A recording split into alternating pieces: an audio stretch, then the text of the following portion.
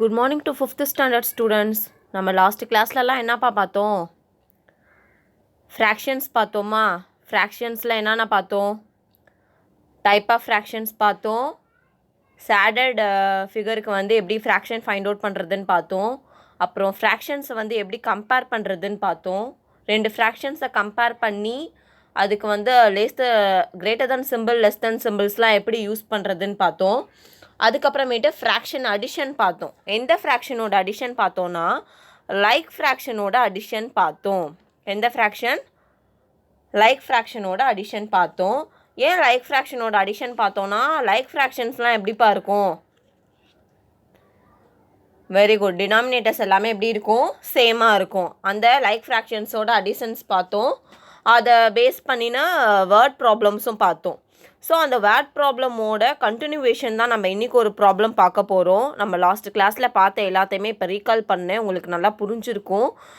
இப்போ அந்த கிளாஸில் நம்ம ஒரு வேர்ட் ப்ராப்ளம் லாஸ்ட்டாக ஃப்ராக்ஷன் அடிஷன் யூஸ் பண்ணி பார்த்தோம். ஒரு மதர் வந்து 2 பேருக்கு கோவா வந்து ஸ்ப்ரெட் பண்ணி கொடுக்குறாங்க.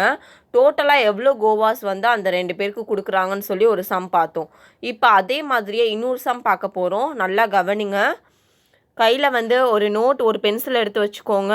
நான் வந்து நெக்ஸ்ட்டு வர்றது இந்த சம் முடிச்சதுக்கு அப்புறமேட்டு லாஸ்ட் கிளாஸில் நம்ம ஃப்ராக்ஷன் அடிஷன் பார்த்த மாதிரியே இப்போ வந்து ஃப்ராக்ஷன் சப்ராக்ஷன் பார்க்க போகிறோம். அதில் வந்து நான் நிறையா சம்ஸ் வந்து ஒர்க் அவுட் பண்ணிவிட்டு உங்களுக்கும் ஹோம்ஒர்க் கொடுப்பேன். லாஸ்ட் கிளாஸில் நான் கொடுத்த ஹோம்ஒர்க்ஸ் எல்லாத்தையுமே நீங்கள் ஒர்க் அவுட் பண்ணியிருந்திருப்பீங்க. பண்ணாதவங்களும் இப்போ நான் சொல்கிற இந்த சம் வச்சு எப்படி ஃப்ராக்ஷன் அடிஷன் பண்ணுறதுன்னு சொல்லி நல்லா மைண்டில் ஏற்றிட்டு இப்போயாச்சும் போய் அந்த சம்ஸ் எதுவும் போடலன்னா நீங்கள் ஃபஸ்ட்டு ஒர்க் அவுட் பண்ணுங்கள். ஒர்க் அவுட் பண்ணால் மட்டும்தான் உங்களுக்கு புரியும்.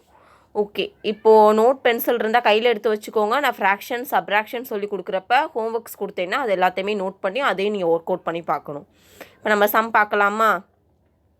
பாருங்கள் என்ன கொடுத்துருக்காங்க. த கிளாஸ் ஆஃப் ஸ்டாண்டர்ட் 5th, உங்களை மாதிரியே 5th ஸ்டாண்டர்டை, the girls of standard 5th, உங்களை மாதிரியே 5th ஸ்டாண்டர்ட் கேர்ள்ஸை சொல்கிறாங்க. என்ன சொல்கிறாங்க? Cleaned 3/5 of a field. 5th ஸ்டாண்டர்டில் இருக்க கேர்ள்ஸ்லாம் என்ன பண்ணுறாங்கன்னா ஒரு ஃபீல்டு, அதாவது ஒரு ஸ்கூல் கிரவுண்டே எடுத்துக்கோங்க, இல்லைன்னா ஒரு கிளாஸ் ரூம் எடுத்துக்கோங்க. அந்த கிளாஸ் ரூம் வந்து என்ன பண்ணுறாங்கன்னா 5 பார்ட்ஸாக டிவைட் பண்ணுறாங்க. ஏன் 5 பார்ட்ஸாக டிவைட் பண்ணுறாங்க? எதை வச்சு நம்ம 5 பார்ட்ஸாக டிவைட் பண்ணியிருக்காங்கன்னு சொல்கிறோம்? ஆமாம், டினாமினேட்டரில் என்ன இருக்கோ அதுதான் டோட்டல் பார்ட்டாக டிவைட் ஆகிருக்கு. அப்போது ஒரு கிரவுண்ட் இல்லைன்னா ஒரு கிளாஸ் ரூமே எக்ஸாம்பிளுக்கு எடுத்துக்கோங்களேன், அதை வந்து 5ஆக டிவைட் பண்ணுறாங்க. 5ஆக டிவைட் பண்ணி அதை வந்து என்ன பண்ணுங்கள், க்ளீன் பண்ணுங்கன்னு சொல்லி ஸ்டூடெண்ட்ஸ்கிட்ட சொல்கிறாங்க. அப்படி சொல்கிறப்ப அந்த 5th ஸ்டாண்டர்டில் இருக்க கேர்ள்ஸ் வந்து எத்தனை பார்ட்டு க்ளீன் பண்ணியிருக்காங்க? 3/5. அப்படின்னா அந்த 5 பார்ட்டில் 3 பார்ட்ஸ் வந்து யார் க்ளீன் பண்ணிட்டாங்க? கேர்ள்ஸ் வந்து க்ளீன் பண்ணிட்டாங்க. பாய்ஸ் வந்து எவ்வளோப்பா க்ளீன் பண்ணியிருக்காங்க? while the boys cleaned 1/5 part of the field. அந்த 5 பார்ட்டில் பாய்ஸ் வந்து ஒரே ஒரு பார்ட் வந்து க்ளீன் பண்ணியிருக்காங்க. ஸோ நம்மளுக்கு கொஸ்டின் என்ன? What part of the field was cleaned all together? 2 பேரும், பாய்ஸ் அண்ட் கேர்ள்ஸ் போத் 2 பேருமே சேர்ந்து எவ்வளோ க்ளீன் பண்ணியிருக்காங்க, எத்தனை பார்ட்ஸ் வந்து க்ளீன் பண்ணியிருக்காங்க, இதுதான் கொஸ்டின். லாஸ்ட்டு நம்ம பார்த்த ப்ராப்ளமும் சேம் இதே மாதிரியே தான். என்ன அங்கே கோவான்னு கொடுத்துருந்தாங்க, கோவாவை ஸ்ப்ரெட் பண்ணி கொடுக்குற சம் பார்த்தோம். இங்கே என்ன கொடுத்துருக்காங்க? ஒரு கிளாஸ் ரூம் இல்லைன்னா ஏதோ ஒரு ஃபீல்டை வந்து 5 பார்ட்ஸாக டிவைட் பண்ணி அதை எப்படி கேர்ள்ஸ் வந்து 3 பார்ட்ஸ் க்ளீன் பண்ணுறாங்க, பாய்ஸ் வந்து 1 பார்ட் க்ளீன் பண்ணுறாங்கன்னா மொத்தம் எவ்வளோ பார்ட்ஸ் வந்து க்ளீன் பண்ணியிருக்காங்க அப்படின்னு சொல்லி நம்ம ஃப்ராக்ஷன் அடிஷன் யூஸ் பண்ணி பார்க்க போகிறோம். இங்கே பாருங்கள், வேர்டிங்ஸ் வந்து நீங்கள் இதில் இருக்க மாதிரி அப்படியே போகணுன்ற அவசியம் இல்லை. உங்களுக்கு எப்படி புரியுதோ அந்த மாதிரி நீங்கள் வேர்டிங்ஸ் யூஸ் பண்ணிட்டா போதும். நான் உங்களுக்கு இன்னும் நல்லா புரியணுன்றதுக்காக வேர்டிங்ஸ் வந்து கொஞ்சம் டீப்பாக கொடுத்துருக்கேன். நீங்கள் என்ன பண்ணிக்கலாம், வெறும் கேர்ள்ஸ் பாய்ஸ்னே போட்டு அவங்க எவ்வளோ க்ளீன் பண்ணியிருக்காங்கன்றதை போட்டுடலாம். இப்போ கேர்ள்ஸ் க்ளீன்டு எத்தனை பார்ட்ப்பா? 5ல் 3 பார்ட்ஸ் வந்து கேர்ள்ஸ் க்ளீன் பண்ணாங்க. பாய்ஸ் எவ்வளோ க்ளீன் பண்ணாங்க? 5ல் 1 பார்ட் வந்து பாய்ஸ் க்ளீன் பண்ணாங்க. ஓகே, அப்போ total part of the field was cleaned all together. இங்கே வந்து இவ்வளோ நீங்கள் எழுதணுன்னு கூட அவசியம் இல்லை. நீங்கள் ஜஸ்ட் என்ன பண்ணலாம், டோட்டல் பார்ட் அப்படின்னு கூட போட்டு நீங்கள் ஆன்சர் பண்ணலாம். ஓகேவா? அப்போ டோட்டல் பார்ட் நம்மளுக்கு தெரியணுன்னா என்ன பண்ணணும்? போத் கேர்ள்ஸ் க்ளீன் பண்ணதையும் பாய்ஸ் க்ளீன் பண்ணதையும் ஆட் பண்ணோன்னா நம்மளுக்கு என்ன கிடச்சிரும்? மொத்தமாக எவ்வளோ க்ளீன் பண்ணியிருக்காங்கன்னு நம்மளுக்கு கிடச்சிருமா? நம்ம இப்போ அதான் பண்ண போகிறோம். அப்போ கேர்ள்ஸ் எவ்வளோ க்ளீன் பண்ணியிருக்காங்க? 3/5. பாய்ஸ் எவ்வளோ க்ளீன் பண்ணியிருக்காங்க 1/5. ஸோ இது ரெண்டுத்தையுமே நம்ம ஆட் பண்ணோன்னா நம்மளுக்கு என்ன கிடச்சிரும், டோட்டல் பார்ட்டு எவ்வளோ வந்து அந்த ஃபீல்டில் க்ளீன் ஆகிருக்கு, எத்தனை பார்ட்டு க்ளீன் ஆகிருக்குன்னு கிடச்சிரும். பாருங்கள், இது என்ன ஃப்ராக்ஷன், லைக் ஃப்ராக்ஷன்னா நம்ம அடிஷன் பண்ணுறது ரொம்ப ரொம்ப ஈஸி. லைக் ஃப்ராக்ஷன்னா எப்படி இருக்குது, டினாமினேட்டர் வந்து சேமாக இருக்குது. ஸோ என்ன பண்ணலாம், காமனாக 5 எடுத்துக்கலாம். ஸோ மேலே நியூமரேட்டரில் என்னென்ன இருக்குது, 3 + 1. இப்போ ஆட் பண்ணுங்கள், 3 + 1 என்னப்பா, 4 / 5. அப்போ டோட்டல் பார்ட் க்ளீன் ஆனது வந்து என்ன, எவ்வளோ, 4 / 5. அதாவது 5 பார்ட்ஸில் பாருங்கள், 3 + 1 4 / 5. அப்போ டோட்டல் பார்ட் என்ன, 4 / 5. அதாவது 5 பார்ட்டில் அந்த கிளாஸ் நம்ம 5ஆக ஸ்ப்ரெட் பண்ணதில் மொத்தம் எவ்வளோ க்ளீன் பண்ணியிருக்காங்க, பாய்ஸ் அண்ட் கேர்ள்ஸ் போத் 2 பேருமே சேர்ந்து எவ்வளோ க்ளீன் பண்ணியிருக்காங்க, 4 பார்ட்ஸ் வந்து க்ளீன் பண்ணியிருக்காங்க. ஓகே, இந்த சம் வந்து உங்களுக்கு நல்லா புரிஞ்சிருக்கும். நீங்கள் லாஸ்ட்டு நான் கிளாஸில் கொடுத்த ஹோம்ஒர்க்ஸ் எல்லாத்தையுமே ஒர்க் அவுட் பண்ணி பார்த்துருந்துருக்கணும். அப்போ தான் உங்களுக்கு புரியும். சப்போஸ் யாராச்சும் அதை பண்ணாமல் விட்டுருந்தீங்கன்னா இதே மாடல் தான் இது. இப்போ பார்த்தீங்களா, இதே மாதிரி பார்த்து என்ன பண்ணுங்கள், ஒர்க் அவுட் பண்ணி பாருங்கள். ஓகேவா? இப்போ நம்ம என்ன பண்ணலாம், நெக்ஸ்ட்டு டாப்பிக்கு போகலாமா? கவனிங்கப்பா, நெக்ஸ்ட்டு நான் என்ன சொன்னேன், சப்ராக்ஷன் ஆஃப் லைக் ஃப்ராக்ஷன்ஸ். நம்ம இவ்வளோ நேரம் என்ன பார்த்துட்டு இருந்தோம், அடிஷன் ஆஃப் லைக் ஃப்ராக்ஷன்ஸ் பார்த்தோம். இப்போ நம்ம பார்க்க போகிறது வந்து subtraction of like fractions. Okay, same நீங்கள் நார்மல் சம்ஸ் வந்து எப்படி ஆட் பண்ணீங்களோ அதே மாதிரி தான் லைக் ஃப்ராக்ஷன்ஸில் ஆட் பண்ணிங்க. ஏன்னா நம்ம டினாமினேட்டர்ஸ் மட்டும் காமனாக எடுத்துக்கிட்டோம். அதே மெத்தட் தான் இங்கேயும். சப்ராக்ஷனுக்கும் வந்து நீங்கள் நார்மலாக நம்பர்ஸ் வந்து எப்படி சப்ராக்ட் பண்ணுவீங்களோ அப்படியே தான் நீங்கள் பண்ண போகிறீங்க. டினாமினேட்டர்ஸ் மட்டும் காமனாக எடுத்துக்க போகிறீங்க, அவ்வளோதான் டிஃப்ரென்ஸ். சப்போஸ் டினாமினேட்டர்ஸ் வந்து சேமாக இருந்தால் லைக் ஃப்ராக்ஷன்ஸுன்றனால நீங்கள் ஈஸியாக பண்ணிடுறீங்க. சப்போஸ் அன்லைக் ஃப்ராக்ஷன்ஸாக இருந்து டினாமினேட்டர்ஸ் டிஃப்ரெண்ட்டாக இருந்துச்சுன்னா கொஞ்சம் ப்ரொசீஜர் வந்து கொஞ்சம் ஹார்டாக இருக்கும். பட் இது எல்லாமே வந்து உங்களுக்கு ரொம்ப ரொம்ப ஈஸியான சம்ஸு. இதெல்லாம் நீங்கள் ஆல்ரெடி 3rd ஸ்டாண்டர்ட் 4th ஸ்டாண்டர்ட்லேயே படிச்சிட்டிங்க. ஸோ திரும்ப இப்போ படிச்சுட்ருக்கீங்க. ஸோ உங்களுக்கு ரொம்ப ஈஸியாக தான் இருக்கும். நல்லா கவனிங்க, ஸ்கிப் பண்ணிடாதுங்க. பாருங்கள், இப்போ என்ன பண்ணணும், சப்ராக்ட் என்ன கொடுத்துருக்காங்க, சப்ராக்ட் 2/13 ஃப்ரம் 5/13. ஃபஸ்ட்டு நம்ம இதை சப்ராக்ஷனுக்கு எழுதுகிறப்ப என்ன பண்ணுவோம், என்னப்பா பண்ணுவோம், 5/13 ஃப்ரம்முக்கு அப்புறம் என்ன நம்பர் கொடுத்துருக்காங்களோ, ஃப்ரம்னா என்ன, இதிலேருந்து இதை சப்ராக்ட் பண்ணணும். ஸோ ஃபஸ்ட்டு ஃப்ரம்முக்கு அப்புறம் என்ன கொடுத்துருக்காங்களோ அதை தான் ஃபஸ்ட்டு எழுதணும். அப்போ 5/13 மைனஸ், சப்ராக்ட் பண்ணுறனால மைனஸ், எதை மைனஸ் பண்ணுறோம், 5/13 இருந்து 2/13. ஃப்ரம்னா இதிலேருந்துன்னு அர்த்தம். 5/13 2/13 சப்ராக்ட் பண்ணுறோம். இப்போ நம்மளுக்கு எப்படி இருக்குது, டினாமினேட்டர்ஸ் ஈக்குவலாக இருக்கா. அப்போ என்ன பண்ணுவோம், போத் அந்த ஃப்ராக்ஷனல் அடிஷனில் பண்ண மாதிரி என்ன பண்ணுறோம், டினாமினேட்டரை காமனாக எடுத்துக்கிறோம். அப்போ மேலே நியூமரேட்டர் என்ன இருக்குது, 5 - 2, 5 - 2. இப்போ 5 - 2 என்னப்பா, 5 - 2 என்ன வரும், 3 / 13. இவ்வளோ தான் சப்ராக்ஷன். ஃப்ராக்ஷன் சப்ராக்ஷனும் அடிஷன் மாதிரியே ரொம்ப ஈஸியாக இருக்கா. சேம் அதே ப்ரொசீஜர் தான். அங்கே ஆட் பண்ணிங்க, இங்கே சப்ராக்ட் பண்ணுறீங்க, அவ்வளோதான். ஸோ அதே மாதிரியே நம்ம இன்னொரு சம் பார்க்கலாமா. பாருங்கள், இதுவும் வந்து என்னது, லைக் ஃப்ராக்ஷன் தான். டினாமினேட்டர் சேமாக இருக்குது. இங்கே என்ன பண்ண போகிறோம், சப்ராக்ட் பண்ண போகிறோம். ஸோ டினாமினேட்டர் சேமாக இருக்கனால காமனாக 8 எடுத்துக்கோங்க. மேலே இருக்க நியூமரேட்டர்ஸ் என்ன இருக்குது, 6 - 3. 6 - 3. டினாமினேட்டர் காமனாக எடுக்கணும், நியூமரேட்டரை அப்படியே சேர்த்து எழுதிடணும். ஓகேவா? இப்போ 6 - 3 என்ன, வெரி குட், 3 / 8. அவ்வளோதான் ஆன்சர். ரொம்ப ரொம்ப சிம்பிள். இதை பேஸ் பண்ணி நம்ம பின்னாடி ப்ராப்ளம்ஸ் வந்து வேர்ட் ப்ராப்ளம்ஸும் பார்க்க போகிறோம். ஸோ நீங்கள் இங்கே நல்லா கவனிச்சிங்கன்னா தான் அங்கே உங்களுக்கு புரியும். பாருங்கள், அதே மாதிரி இன்னொரு சம்மும் நான் ஒர்க் அவுட் பண்ணி காட்டுறேன். இதெல்லாம் நல்லா பார்த்துக்கோங்க. ஹோம்ஒர்க்குக்கு நான் ஒரு 2 சம் தருவேன். அதை நீங்கள் என்ன பண்ணணும், நோட்டில் நோட் பண்ணிவிட்டு வீட்டில் ஒர்க் அவுட் பண்ணி பார்க்கணும். இதெல்லாம் ரொம்ப ரொம்ப சிம்பிள். நீங்கள் ஒர்க் அவுட் பண்ணால் ஈஸியாக ஆன்சர் வந்துடும். இப்போ இந்த சம் பாருங்கள், 12/18 - 5/18. இதுவும் என்னது, லைக் ஃப்ராக்ஷன்ஸ். டினாமினேட்டர் சேமாக இருக்கனால காமனாக 18 எடுத்துக்கோங்க. நியூமரேட்டர்ஸில் என்ன இருக்குது, 12 - 5. ஓகே, இப்போ நீங்கள் சப்ராக்ட் பண்ணிங்கன்னா என்ன வரும், இல்லை கூட போட்டுக்கோங்க. சப்ராக்ட் பண்ணிங்கன்னா என்ன வரும், 12ல் 5 போச்சுன்னா எவ்வளோ, 12 - 5 7 / 18. இதுதான் ஆன்சர். புரிஞ்சிச்சா, எவ்வளோ ஈஸியாக இருக்க பாருங்கள். ஏன் உங்களுக்கு ஈஸியாக இருக்குன்னா, நீங்கள் ஆல்ரெடி இந்த 2nd ஸ்டாண்டர்ட்லேருந்தே இதே படிச்சுட்டு வரீங்க. அதனால் உங்களுக்கு ரொம்ப ரொம்ப ஈஸியாக இருக்கும். இப்போ நம்ம நெக்ஸ்ட் என்ன பண்ணலாம், இதை பேஸ் பண்ணி ப்ராப்ளம்ஸ் பார்க்கலாம். இங்கே 2 சம் இருக்கா, சப்ராக்ட் த ஃபாலோயிங்னு என்னென்ன இருக்குது, 4/8 மைனஸ் 3/8 சேம் லைக் ஃப்ராக்ஷன்ஸ் தான் சப்ராக்ட் பண்ண போகிறீங்க. அதே மாதிரி இங்கே என்ன இருக்குது, 7/12 மைனஸ் 2/12 இதையும் நீங்கள் சப்ராக்ட் பண்ண போகிறீங்க. இதுவும் லைக் ஃப்ராக்ஷன்ஸ் தான். இப்போ நான் சொல்லி கொடுத்தேல அதே மெத்தட் தான். இந்த 2 சமயம் என்ன பண்ணுங்கள், கையில் வச்சுருக்கீங்களா நோட்டு, அதில் நோட் பண்ணுங்கள். நோட் பண்ணிவிட்டு நீங்கள் அந்த வீடியோ கம்ப்ளீட் ஆன உடனேயே அந்த 2 சமையும் ஒர்க் அவுட் பண்ணி பார்க்கணும் கரெக்டாக ஆன்சர் வருதான்னு. ஓகேவா? ஓகே ஸ்டூடெண்ட்ஸ், இப்போ நம்ம என்ன பண்ணலாம், சப்ராக்ஷன் யூஸ் பண்ணி வேர்ட் ப்ராப்ளம்ஸ் பார்க்கலாம். என்ன வேர்ட் ப்ராப்ளம் கொடுத்துருக்காங்க ரீட் பண்ணுங்கள். If Raju got 7/12 part of a sugar cane. Sugar கேன்னா என்னப்பா, கரும்புன்னு சொல்லுவீங்களா, அதுதான். If Raju got 7/12 part of a sugar cane. அப்போ டோட்டலாக அந்த சுகர் கேனை எத்தனை பார்ட்டாக போட்டிருக்காங்க?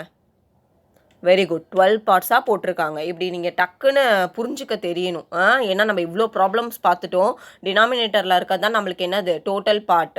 ஸோ சுகர் கேன் வந்து எத்தனை பார்ட்டாக ஸ்ப்ரெட் பண்ணியிருக்காங்க, 12 பார்ட்ஸாக. அதில் ராஜுக்கு எவ்வளோ பார்ட் கிடச்சிருக்குன்னா 7 பார்ட்ஸ்.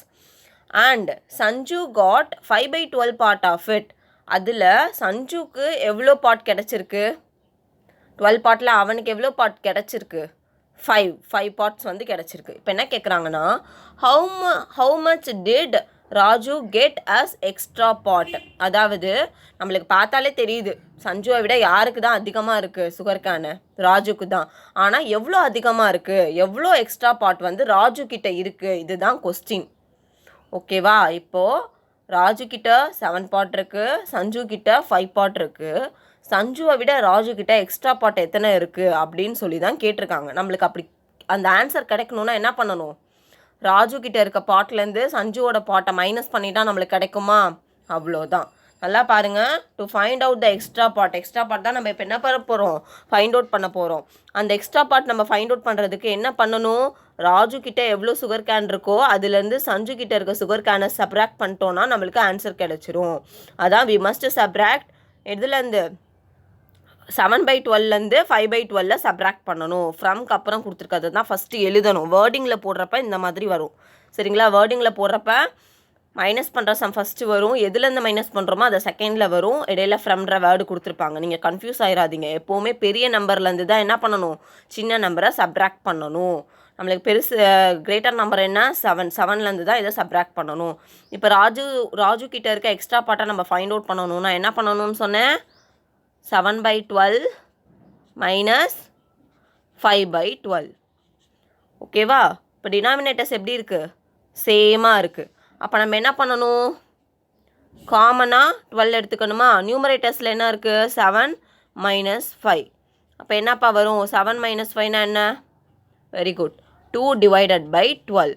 அப்போது தஸ் ராஜு காட் எவ்வளோ எக்ஸ்ட்ரா பார்ட் வந்து ராஜு கிட்ட இருக்குது, 2/12 பார்ட் வந்து எக்ஸ்ட்ராவாக இருக்குது. Raju got 2/12 extra part. இது உங்களுக்கு புரியணுன்றதுக்காக நான் வேர்டிங்கில் கொடுத்துருக்கேன். நீங்கள் இது வரைக்கும் கொண்டு வந்தாலே உங்களுக்கு மார்க் கொடுத்துருவாங்க. ஓகேவா? நீங்கள் லாஸ்ட்டாக என்ன போட்டுடலாம், ராஜூஸ் எக்ஸ்ட்ரா பார்ட்டுன்னு சொல்லி போட்டு 2/12ன்னு போட்டுடலாம். இது புரியுதா? இந்த வேர்ட் ப்ராப்ளம் வந்து ரொம்ப ரொம்ப சிம்பிள். ஒருத்தவங்கள்ட்ட அதிகமாக இருக்குது, இன்னொருத்தவங்கள்ட்ட கம்மியாக இருக்குது. ஸோ அதிகமாக இருக்கவங்கள்ட்ட எவ்வளோ பார்ட் அதிகமாக இருக்குது அப்படின்னு கேட்டாங்கன்னா அவங்கக்கிட்ட இருக்கிறதுலேருந்து கம்மியாக இருக்கவங்களோட சப்ராக்ட் பண்ணிட்டோன்னா நம்மளுக்கு கிடச்சிரும். உங்களுக்கு புரிஞ்சிச்சா? ஓகே, அந்த சம் வந்து நோட் பண்ணிக்கிட்டீங்களா, அந்த 2 சம்மையும்? இதை என்ன பண்ணணும், வீட்டில் ஒர்க் அவுட் பண்ணி பார்க்கணும். மறந்துடாதீங்க, ஒர்க் அவுட் பண்ணால் மட்டும்தான் உங்களுக்கு புரியும். வீட்டில் ஒர்க் அவுட் பண்ணி பாருங்கள். ஓகே ஸ்டூடெண்ட்ஸ், நம்ம இவ்வளோ நேரம் என்ன பார்த்தோம், ஃப்ராக்ஷனில் அடிஷன் பார்த்தோம், சப்ராக்ஷன் பார்த்தோம், அதை பேஸ் பண்ணி வேர்ட் ப்ராப்ளம்ஸும் பார்த்தோம். இப்போ நம்ம நெக்ஸ்ட் என்ன பார்க்க போகிறோன்னா மல்டிப்ளிகேஷன் ஆஃப் ஃப்ராக்ஷன்ஸ் தான் நம்ம இப்போது பார்க்க போகிறோம். அதுவும் எதை மல்டிபிள் பண்ண போகிறோம், ஒரு ஃப்ராக்ஷனோட சிங்கிள் டிஜிட் நம்பரை வந்து என்ன பண்ண போகிறோம், மல்டிபிள் பண்ண போகிறோம். இதுவும் வந்து உங்களோட நார்மல் மல்டிப்ளிகேஷன் மாதிரியே தான் இருக்கும். ரொம்ப ரொம்ப ஈஸியாக இருக்கும். இந்த மல்டிப்ளிகேஷனும் நீங்கள் ஆல்ரெடி 3rd 4thலேயே படிச்சிட்டிங்க. திரும்ப இப்போது ரீகால் தான் பண்ணுறீங்க. ஆனால் உங்களுக்கு போர்ஷனில் வந்து இதுவும் கொடுத்துருக்காங்க. இது உங்களுக்கு ரொம்ப ஈஸியாக இருக்கும். நல்லா கவனிங்க. பாருங்கள், மல்டிப்ளை 2/3 வித் 5. இது ஃப்ராக்ஷன், இது சிங்கிள் டிஜிட் நம்பர். ஸோ இந்த சிங்கிள் டிஜிட் நம்பரை தான் இந்த என்ன பண்ண போகிறோம், இந்த ஃப்ராக்ஷனோட மல்டிப்ளை பண்ண போகிறோம். இப்போ நம்ம போட்டுக்கலாமா? என்ன போடலாம்? 2/3 மல்டிப்ளை 5 இப்படி தானே போடணும். 2/3 வித் 5 மல்டிப்ளை பண்ணணும்னா எப்படி போடணும்? 2/3 இன்ட்டு 5. இப்போ நம்ம என்ன பண்ணணும்னா உங்களுக்கு கன்ஃபியூஸ் ஆகும். என்ன கன்ஃபியூஸ் ஆகும்? 5 2ஓட மல்டிப்ளை பண்ணுறதா இல்லை 3ஓட மல்டிப்ளை பண்ணுறதா அப்படின்னு சொல்லி கன்ஃபியூஸ் ஆகும். ரொம்ப சிம்பிள் தான். எல்லா சிங்கிள் டிஜிட் நம்பருக்கு கீழேயுமே 1 இருக்குன்னு அஸ்யூம் பண்ணிக்கணும். ஓகேவா? நீங்கள் இப்படி டினோட் பண்ணணுன்ற அவசியம் இல்லை. பட் மைண்டில் வச்சுக்கோங்க, எந்த சிங்கிள் டிஜிட் நம்பருக்குமே டிவைடட் பை 1 இருக்கும் அப்படின்னு சொல்லி அஸ்யூம் பண்ணிக்கோங்க. ஏன்னா இதை 1ஆல் டிவைட் பண்ணால் இந்த வேல்யூ சேஞ்ச் ஆகுமா? ஆகாது. 5ஐ 1ஆல் எத்தனை தடவை நீங்கள் டிவைட் பண்ணாலும் அது 5 தான். ஸோ ஒரு சிங்கிள் டிஜிட் நம்பராலே அதுக்கு டினாமினேட்டரில் என்ன இருக்கும்? 1 இருக்கும். சிங்கிள் டிஜிட்னு இல்லை, எந்த நம்பராக இருந்தாலுமே அதுக்கு டினாமினேட்டரில் 1 இருக்கும்னு நீங்கள் அஸ்யூம் பண்ணிக்கலாம். பட் இங்கே வந்து நம்ம சிங்கிள் டிஜிட் நம்பர் தான் மல்டிப்ளை பண்ணுறதுனால இந்த நம்பருக்கு கீழே 1 இருக்குன்னு சொல்லி அஸ்யூம் பண்ணிக்கோங்க. இப்போ என்ன பண்ணணும்? நியூமரேட்டரோட மல்டிப்ளை பண்ணணும், டினாமினேட்டரோட மல்டிப்ளை பண்ணணும். இது சப்போஸ் இன்னொரு ஃப்ராக்ஷனே கொடுத்து இது இப்போ என்ன டைப் ஆஃப் ஃப்ராக்ஷன் தானே? 5/1ன்றது டைப் ஆஃப் என்ன ஃப்ராக்ஷன்? Improper fraction. ஏன்? நியூமரேட்டர் கிரேட்டராக இருக்குது, அப்போனா இம்ப்ராப்பர் ஃப்ராக்ஷன். ஸோ இதை வந்து நம்ம மல்டிப்ளை பண்ணுறப்ப நியூமரேட்டர் அண்ட் டினாமினேட்டர் மல்டிப்ளை பண்ணுவோம். பட் நீங்கள் சிங்கிள் டிஜிட்டாக கொடுத்து மல்டிப்ளை பண்ணுறப்ப நீங்கள் இதை வந்து நியூமரேட்டரோட மல்டிப்ளை பண்ணுமா இல்லை டினாமினேட்டரோட மல்டிப்ளை பண்ணுமான்னு ரொம்ப கன்ஃபியூஸ் பண்ணாதீங்க. அப்படி கன்ஃபியூஸ் ஆச்சுன்னா என்ன பண்ணிடுங்க, அந்த சிங்கிள் டிஜிட்டுக்கு கீழே ஒரு 1 போட்டுக்கோங்க. அப்படி போட்டிங்கன்னா உங்களுக்கு கன்ஃபியூஸே ஆகாது. இப்போ நீங்கள் மல்டிப்ளை பண்ணுங்கள், என்ன வரும்? 2 5s ஆர் எவ்வளோ? 1 5s ஆர் 5, 2 5s ஆர் 10. கீழே இது ஆஸ் யூஷுவல் 3 1s ஆர் 3. அவ்வளோதான் ஆன்சர். ஓகேவா? உங்களுக்கு ஞாபகம் இருக்கும், நான் மறக்க மாட்டேன், சிங்கிள் டிஜிட் நம்பர் மல்டிப்ளை பண்ணுறப்ப நான் மறக்காமல் நியூமரேட்டரோட தான் மல்டிப்ளை பண்ணுவேன் அப்படின்னா நீங்கள் இந்த 1 போட தேவையில்லை. இல்லை எனக்கு கொஞ்சம் கன்ஃபியூஸ் ஆகும் அப்படின்னா நீங்கள் சிங்கிள் டிஜிட் நம்பர் மல்டிப்ளை பண்ணுறப்ப டிவைடட் பை 1 போட்டிங்கன்னா எந்த கன்ஃபியூஷனுமே வராது. நீங்கள் ஆட்டோமேட்டிக்காக நியூமரேட்டரோட அந்த சிங்கிள் டிஜிட் நம்பரை மல்டிப்ளை பண்ணிடுவீங்க, டினாமினேட்டர் சேம் அதே வந்துடும் உங்களுக்கு. ஓகேவா? இந்த சம் புரிஞ்சிச்சா? ஓகே ஸ்டூடெண்ட்ஸ், வீடியோ ஸ்கிப் பண்ணாமல் கடைசி வரைக்கும் கவனிங்க. லாஸ்ட்டில் உங்களுக்கு ரொம்ப ரொம்ப இம்பார்ட்டண்டான ஒரு இன்ஃபர்மேஷன் வந்து சொல்லுவேன். ஓகேவா? இப்போ நம்ம என்ன பண்ண போகிறோம்? மல்டிப்ளிகேஷன் பார்த்தோமா, அந்த மல்டிப்ளிகேஷன் பேஸ் பண்ணி ஒரு வேர்ட் ப்ராப்ளம் வந்து பார்க்க போகிறோம். ஓகேவா? பாருங்கள், இந்த மல்டிப்ளிகேஷன்லையும் நான் வந்து என்ன செய்வேன்னா இப்போ ஹோம்ஒர்க் சம் கொடுப்பேன். நீங்கள் கையில் நோட் பென்சில் வச்சுக்கோங்க. இது எவ்வளோ ஈஸியாக இருந்துச்சு, இதே டைப்பில் நான் உங்களுக்கு ஹோம்ஒர்க் கொடுப்பேன். அதை நீங்கள் நோட் பண்ணிவிட்டு போடணும், ஒர்க் அவுட் பண்ணி பார்க்கணும். பாருங்கள் என்ன கொடுத்துருக்காங்க, வேர்ட் ப்ராப்ளம் பாருங்கள். இந்த வேர்டிங்ஸ்லாம் வந்து நான் உங்களுக்கு திரும்ப திரும்ப சொன்னேன்னா இந்த கொஷினை வந்து நல்லா அண்டர்ஸ்டாண்ட் பண்ணிக்குவீங்கன்றதுக்காக நான் இவ்வளோ வேர்ட்ஸ் வந்து எழுதியிருக்கேன். பட் நீங்கள் உங்களுக்கு என்ன புரியுதோ அந்த வேர்டை மட்டும் எழுதுங்க. கொஷினை படித்து பார்த்துட்டு உங்களுக்கு புரியும்ல அந்த வேர்டிங் மட்டும் 2 வேர்டாக இருந்தாலும் பரவாயில்ல, அதை மட்டும் எழுதி நீங்கள் ஆன்சர் கொண்டு வந்துக்கலாம். இது வந்து நான் உங்களுக்கு திரும்ப திரும்ப எக்ஸ்பிளைன் பண்ணேன்னா கொஷினை நல்லா புரிஞ்சுக்குவீங்க, அண்டர்ஸ்டாண்ட் பண்ணிக்குவீங்கன்றதுக்காக நான் எழுதியிருக்கேன். பாருங்கள் என்ன கொடுத்துருக்காங்க. If Iniyan gets 1/4 part of a chocolate bar every day. Iniyan வந்து என்ன பண்ணுவான், டெய்லி ஒரு சாக்லேட்டை எத்தனை பார்ட்டாக போட்டிருக்கான்? 4 பார்ட்ஸாக போட்டிருக்கான். ஒரு சாக்லேட்டை எத்தனை பார்ட்டாக போட்டிருக்கான்? 4 பார்ட்ஸாக போட்டிருக்கான். உங்களுக்கு பிடிச்ச சாக்லேட் ஏதாச்சும் ஒன்று இமேஜின் பண்ணிக்கோங்க. என்ன chocolate? 5 star, munch, dairy milk, அது மாதிரி ஏதாச்சும் ஒன்று இமேஜின் பண்ணிக்கோங்க. அதை என்ன பண்ணுறான் அவன்? 4 பார்ட்டாக ஸ்ப்ளிட் பண்ணுறான். ஸ்ப்ளிட் பண்ணி எவ்ரிடே டெய்லி அதில் எத்தனை பார்ட் அவன் சாப்பிட்றான்? 4 பார்ட்டில் எத்தனை பார்ட் சாப்பிட்றான்? ஒரே ஒரு பார்ட் தான் அவன் சாப்பிட்றான். ஓகேவா? இது வரைக்கும் புரிஞ்சிச்சா? Then how much chocolate will he get for 3 days? ஒரு சாக்லேட்டை 4 பார்ட்ஸாக போட்டு அதில் டெய்லி 1 பார்ட் அவன் சாப்பிட்றான்னா அதே மாதிரி 3 daysல அவன் எத்தனை பார்ட் சாப்பிட்ருப்பான்? அப்படி தான் கொஷின் கேட்குறாங்க. கொஸ்டின் நல்லா புரிஞ்சிச்சா? ஆன்சரும் கவனிங்க. உங்களுக்கு நான் டெப்த்தாக தான் எழுதியிருக்கேன். நீங்கள் இவ்வளோ எழுத வேணாம். நீங்கள் என்ன போட்டுக்கலாம், இனியன் கெட்ஸ் அப்படின்னு சொல்லி மட்டுமே போட்டால் அவன் எத்தனை பார்ட் டெய்லி சாப்பிட்றான்னு போட்டுட்டு ஆன்சர் கொண்டு வந்துடலாம். ஓகேவா? பட் இது நான் உங்களுக்கு சொல்கிறப்ப நல்லா அண்டர்ஸ்டாண்ட் ஆகும். என்னது? Part of the chocolate bar that Iniyan gets everyday அவன் எவ்வளோ சாக்லேட் பாரை வந்து சாப்பிட்றான் அப்படின்னா எவ்வளோப்பா? மொத்தம் 4 பார்ட்ஸாக பிரித்து அதில் அவன் எத்தனை பார்ட் சாப்பிட்றான்? 1 பார்ட். ஓகேவா? இப்போ என்னது? Part of the chocolate bar that Iniyan will get for 3 days. அந்த 4 பார்ட்ஸில் ஒரு பார்ட் அவன் எடுத்துக்கிறான்ல, அதை 3 டேஸுக்கு அதே மாதிரி பார்ட் அவன் எடுத்துக்கிட்டான்னா 3 டேஸுக்கு அவன் எவ்வளோ பார்ட் வந்து சாப்பிட்ருப்பான் அப்படின்னு சொல்லி கேட்டிருக்காங்க. இது 1 டே அவன் சாப்பிட்றது. நம்மளுக்கு என்ன தெரியணும், 3 டேஸில் அவன் எத்தனை பார்ட் சாப்பிட்றான்னு சொல்லி தெரியணும். அதுக்கு என்ன பண்ணணும், 1 டேக்கு இவ்வளோன்னா 3 டேக்கு எவ்வளோன்னு நம்மளுக்கு தெரியணும். என்ன பண்ணணும்,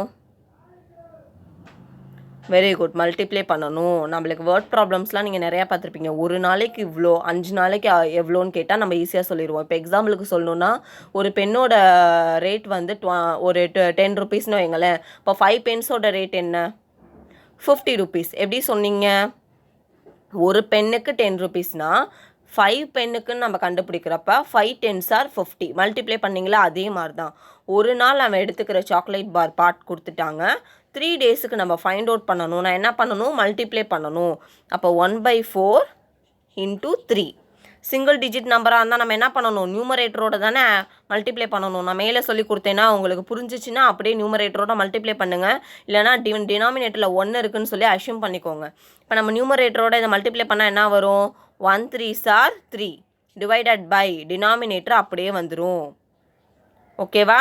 அப்போ இனியன் வந்து 3 நாளில் எவ்வளோ பார்ட் ஆஃப் சாக்லேட் வந்து எடுத்துக்கிட்டான், 3/4. அதாவது 4 பார்ட்ஸில் 3 பார்ட்ஸ் வந்து அவன் 3 நாளில் சாப்பிட்ருக்கான். புரிஞ்சிச்சா இந்த சம்? ஃபைனலி நம்ம என்ன எழுதலாம், therefore Iniyan will get 3/4 parts of the chocolate bar for 3 days. 3 டேஸில் அவன் 4ஆக ஸ்ப்ரெட் பண்ண 4 பார்ட்ஸாக போட்ட அந்த சாக்லேட் பாரை 3 டேஸில் 3 பார்ட் வந்து அவன் சாப்பிட்ருக்கான். புரிஞ்சிச்சா இந்த சம்? ஓகே ஸ்டூடெண்ட்ஸ், நீங்கள் கையில் நோட் வச்சுருப்பீங்க, பென்சில் வச்சுருப்பீங்க. இப்போ சப்ராக்ஷனுக்கும் ஹோம்ஒர்க் நோட் பண்ணிங்கல்ல, அதே மாதிரி மல்டிப்ளிகேஷனுக்கும் ஹோம்ஒர்க் நோட் பண்ணிக்கோங்க. இது வந்து ஃப்ராக்ஷன் மல்டிப்ளிகேஷன். எதால் மல்டிப்ளை பண்ணுறோன்னா சிங்கிள் டிஜிட் நம்பரால் மல்டிப்ளை பண்ணுறோம். இந்த பாருங்களேன், இந்த சம் நோட் பண்ணிக்கோங்க, இந்த சம் நோட் பண்ணிக்கோங்க, இந்த சம்மும் நோட் பண்ணிக்கோங்க. மொத்தம் 3 சம்ஸ். சப்ராக்ஷனில் எத்தனை சம்ஸ் கொடுத்தேன், 2 சம்ஸ் கொடுத்தேன்னா இங்கே ஒரு 3 சம்ஸ் இருக்குது. மொத்தம் 5 சம்ஸ். ரொம்ப சிம்பிளான சம்ஸ் தான். இதை நீங்கள் வீட்டில் ஒர்க் அவுட் பண்ணி பார்க்கணும். கரெக்ட் ஆன்சர் வருதான்னு நீங்கள் என்ன பண்ணணும், ஒர்க் அவுட் பண்ணி பார்க்கணும்.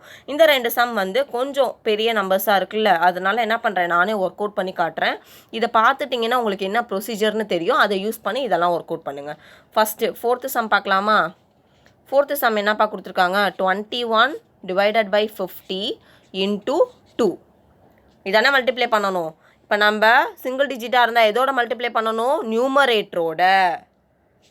சிங்கிள் டிஜிட் கொடுத்து மல்டிப்ளை பண்ண சொன்னால் எதோட மல்டிப்ளை பண்ணணும், நியூமரேட்டரோட மல்டிப்ளை பண்ணணும். அப்போ மல்டிப்ளை பண்ணுங்கள், 21 × 2. இல்லைனா நீங்கள் இப்படி கூட அடுத்த ஸ்டெப் எழுதிக்கோங்க, நியூமரேட்டரோட மல்டிப்ளை பண்ணணும். இது கொஞ்சம் ஈஸியாக இருக்குல்ல உங்களுக்கு. இப்படி இருக்கத நியூமரேட்டரோட சேர்த்து இப்படி மல்டிப்ளை போட்டு எழுதிட்டிங்கன்னா நியூமரேட்டரோட தான் அந்த நம்பரை மல்டிப்ளை பண்ணணும்னு உங்களுக்கு ஞாபகம் இருக்கும். இப்போ மல்டிப்ளை பண்ணுங்கள். 21 2ஆல் மல்டிப்ளை பண்ணால் என்னப்பா வரும், 1 2s are 2, 2 2s are 4. என்ன வருது, 42. அப்போ நியூமரேட்டரில் நம்ம என்ன போடணும், 42 டிவைடட் பை 50. டினாமினேட்டர் சேஞ்ச் ஆகாது. சிங்கிள் டிஜிட் நம்பரோட மல்டிப்ளை பண்ணுறப்ப நியூமரேட்டர் தான் மல்டிப்ளை பண்ணுவோம், டினாமினேட்டர் சேஞ்ச் ஆகாது. கன்ஃபியூஸ் ஆகிக்காதீங்க. இது ரொம்ப ரொம்ப சிம்பிள். இந்த மல்டிப்ளிகேஷன்லாம் நீங்கள் 3rd 5th 4thலேயே நல்லா படிச்சிருப்பீங்க. இருந்தாலும் நல்லா அண்டர்ஸ்டாண்ட் பண்ணிக்கோங்க. இப்போ இந்த 5th சம் போடலாமா? 5th சம் என்னப்பா, 15 டிவைடட் பை 32 × 3. சிங்கிள் டிஜிட்டாக இருந்தால் என்ன பண்ணணும், நியூமரேட்டரோட மல்டிப்ளை பண்ணணுமா? இப்படி எழுதிக்கோங்க, 15 × 3 டிவைடட் பை 32. 15 3ஆல் மல்டிப்ளை பண்ணுங்கள். மல்டிப்ளை பண்ணால் என்ன வரும், 15 3. மல்டிப்ளை பண்ணால் என்னப்பா வரும், 5 3s are 1 3s are 3, 2 3s are 6, 3 3s are 9, 4 3s are 12, 5 3s are 15. 5 3s are 15. Remaining என்ன, 1. 1 3s are 3. இந்த ரிமைனிங் ஒன்று என்ன பண்ணும், ஆட் பண்ணுமா? அப்போ 1 3s are 3, 3 + 1 4. இப்போ 15 3s are என்ன, 45. இங்கே போடுங்க. நியூமரேட்டர்ஸை தானே மல்டிப்ளை பண்ணோம். மல்டிப்ளை பண்ணி என்ன ஆன்சர் வந்துச்சு, 45 வந்துச்சா? இப்போ 45 டிவைடட் பை டினாமினேட்டர் சேஞ்ச் ஆகாது, ஸோ 32. புரிஞ்சிச்சா? இதே மெத்தடு தான் மேலே இருக்க இந்த மல்டிப்ளிகேஷன். இந்த 3 சம் நோட் பண்ணிட்டீங்களா? 1/7 × 4, 3/8 × 5, 7/11 × 6. இந்த 3 சம் வந்து உங்களுக்கு ஹோம்ஒர்க். இதை என்ன பண்ணுங்கள், வீட்டிலையே ஒர்க் அவுட் பண்ணி பாருங்கள். புரிஞ்சிச்சா ஸ்டூடெண்ட்ஸ்? இப்போ நம்ம என்ன பண்ண போகிறோம், ஒரு ஸ்மால் இன்ஃபர்மேஷன் பார்க்க போகிறோம். நம்ம இன்றைக்கி யாரை பற்றி பார்க்க போகிறோம் அப்படின்னா, இந்திரா காந்தி, நம்மளோட X prime minister Indira Gandhi, அவங்கள பற்றி தான் நம்ம பார்க்க போகிறோம். அவங்க யாரோட டாட்டர்? Very good. அவங்க யாரோட டாக்டர்? நம்மளோட first prime minister of India. இந்தியாவோட ஃபஸ்ட்டு பிரைம் மினிஸ்டர் யார்? ஜவஹர்லால் நேரு. அவங்களுடைய டாட்டர் தான் இந்திரா காந்தி. இவங்க அவங்களுடைய ஃபாதருடைய டெத்துக்கு அப்புறம் இவங்க பிரைம் மினிஸ்டராக இருந்தாங்க. இவங்க தான் ரொம்ப லாங்கஸ்ட் பீரியடாக வந்து இந்தியாவில் பிரைம் மினிஸ்டராக இருந்தவங்க. அது மட்டும் இல்லாமல் இவங்க தான் first female prime minister of India. இவங்க யார்? First female prime minister of India. இவங்களுடைய ஃபாதர் வந்து ஜவஹர்லால் நேரு, மதர் வந்து யார்? கமலா நேரு. இவங்க வந்து எங்கே பிறந்தாங்க அப்படின்னா அலகாபாத்தில் பிறந்தாங்க. இவங்களோட ஃபேமிலி, ஒவ்வொரு ஃபேமிலிக்கு ஒவ்வொரு நேம் இருக்கும் தெரியுமா? இப்போ உங்களோட வீட்டிலலாம் வந்து உங்களோட ஃபேமிலிக்குன்னு, சிலரோட ஃபேமிலிக்குன்னு ஒரு நேம் இருக்கும். அந்த நேம் வந்து அந்த வீட்டில் பிறக்கிற எல்லாருக்கும் வந்து அப்படியே சைட் பை சைடு அவங்களோட பேருக்கு பின்னாடியே கூட வரும். அந்த மாதிரிலாம் ஒவ்வொரு ஃபேமிலிக்கும் ஒவ்வொரு நேம் இருக்கும். அந்த மாதிரி இவங்களுடைய ஃபேமிலி நேம் என்ன அப்படின்னா காஷ்மீரி பண்டிட். இவங்க வந்து அலகாபாத்தில் எப்போ பிறந்தாங்க அப்படின்னா 1917 நவம்பர் 19 பிறந்தாங்க. நோட் பண்ணிக்கோங்க, 1917 நவம்பர் 19 இவங்க பிறந்தாங்க. இவங்க எப்போ டெட் ஆனாங்க அப்படின்னா 1984 அக்டோபர் 31 வந்து டெட் ஆனாங்க. இவங்க வந்து நேச்சுரலாக டெட் ஆகலை. எப்படி இவங்க டெட் ஆனாங்க அப்படின்னா டெரரிஸ்ட் மூலயமா டெரரிஸ்ட் மூலயமா தான் இவங்க வந்து டெட் ஆனாங்க. இவங்களை யார் வந்து ஷூட் பண்ணது அப்படின்னா இவங்களோட பாடி கார்ட்ஸே வந்து இவங்களை ஷூட் பண்ணிட்டாங்க. அவங்களுக்கு இப்போ சிஎம் இருக்காங்க, பிரைம் மினிஸ்டர் இருக்காங்க அப்படின்னா அவங்க வந்து எங்கேயாச்சும் வெளியே போகிறப்ப அவங்க கூடவே வந்து பாடி கார்ட்ஸ் நிறையா பேர் போவாங்க. அந்த மாதிரி இவங்களுக்கும் பாடி கார்ட்ஸ் இருப்பாங்க. அவங்களே தான் இவங்களை ஷூட் பண்ணி என்ன பண்ணிட்டாங்க, கொண்டுட்டாங்க. இவங்க டெட் ஆன டேட் வந்து 31 அக்டோபர் 1984 வந்து இவங்க டெட் ஆகிட்டாங்க. இவங்க வந்து இந்தியன் நேஷ்னல் காங்கிரஸோட ஒன் ஆஃப் த சென்ட்ரல் ஃபிகராக இருந்தாங்க, அதோட மெம்பராக இருந்தாங்க. அதுக்கப்புறமேட்டு one of the central figure of Indian national காங்கிரஸாக இவங்க வந்து இருந்தாங்க. இவங்க வந்து பிரைம் மினிஸ்டராக இருந்த டியூரிங் பீரியட் என்ன அப்படின்னா ஜான்வரி 1966 தான் இவங்க வந்து இந்தியாவில் ஃபஸ்ட்டு ஃபீமேல் பிரைம் மினிஸ்டராக வந்து பொறுப்பேற்றுக்கிட்டாங்க. அதுக்கப்புறமேட்டு மார்ச் 1977 வரைக்கும் இவங்க பிரைம் மினிஸ்டராக இருந்தாங்க. அதுக்கப்புறம் திரும்பவும் இவங்க பிரைம் மினிஸ்டர் ஆனாங்க. எப்போனா ஜனவரி 1980 அக்டோபர் 1984 வரைக்கும் இவங்க பிரைம் மினிஸ்டராக இருந்தாங்க. நம்ம இந்தியாவில் ரொம்ப longest serving Indian prime minister அப்படின்னா இவங்க தான். யாருக்கு அப்புறம்? இவங்களுடைய ஃபாதருக்கு அப்புறம் இவங்க தான் அப்படி இருந்திருக்காங்க. அது மட்டும் இல்லாமல் இவங்களுடைய ஃபாதர் ஜவஹர்லால் நேரு இருக்காங்கல்ல, அவங்க வந்து இந்தியாவோட ஃபஸ்ட்டு பிரைம் மினிஸ்டர். அவங்க பிரைம் மினிஸ்டராக இருந்த பீரியட் வந்து என்னென்னா 1947 to 1964 வரைக்கும் இவங்க பிரைம் மினிஸ்டராக இருந்தாங்க. இவங்க இந்திரா காந்தி அவங்களுடைய ஷோர் நேம் வந்து என்னென்னா இந்திரா பிரியதர்ஷினி. அதான் வந்து இவங்களுடைய ஷோர் நேம். இவங்க வந்து இந்திரா காந்தி அப்படின்னா இவங்க வந்து காந்திக்கு ரிலேட்டடா அப்படின்னு சொல்லி கேட்டால் அப்படி கிடையாது. காந்தியும் ஜவஹர்லால் நேரு அவங்களும் தான் வந்து ரொம்ப க்ளோஸு. இவங்களுக்கு இந்திரா காந்தி அப்படின்னு சொல்லி ஏன் பேர் வந்துச்சுன்னா இவங்களுடைய ஷோர் நேம் வந்து இந்திரா பிரியதர்ஷினி. இவங்களோட ஹஸ்பண்ட் நேம் வந்து ஃபெரோஸ் காந்தி. ஸோ தன்னோட ஹஸ்பண்டோட செகண்ட் நேமாக இவங்க வந்து ரீப்ளேஸ் பண்ணிக்கிட்டாங்க. இந்திரா பிரியதர்ஷினிக்கு பதிலாக இந்திரா காந்தி அப்படின்னு சொல்லி சேஞ்ச் ஆகிட்டனால தான் இவங்களை இந்திரா காந்தி அப்படின்னு சொல்லி சொல்கிறோம். ஓகே ஸ்டூடெண்ட், இந்த இன்ஃபர்மேஷன் வந்து உங்களுக்கு கொஞ்சம் யூஸ்ஃபுல்லாக இருந்திருக்கும். இன்றைக்கி கிளாஸும் வந்து நல்லா கவனிச்சிங்க. இந்த கிளாஸில் நான் கொடுத்த ஹோம்ஒர்க்ஸ் எல்லாத்தையுமே வீட்டில் நல்லா ஒர்க் அவுட் பண்ணி பாருங்கள். நெக்ஸ்ட்டு கிளாஸில் நம்ம ஃப்ராக்ஷன்ஸில் பேஸ் பண்ணி அதுக்கப்புறம் வர எல்லா ப்ராப்ளம்ஸுமே பார்க்கலாம். மறக்காமல் ஹோம்ஒர்க்ஸ் ஒர்க் அவுட் பண்ணுங்கள் ஸ்டூடெண்ட்ஸ். Thank you students.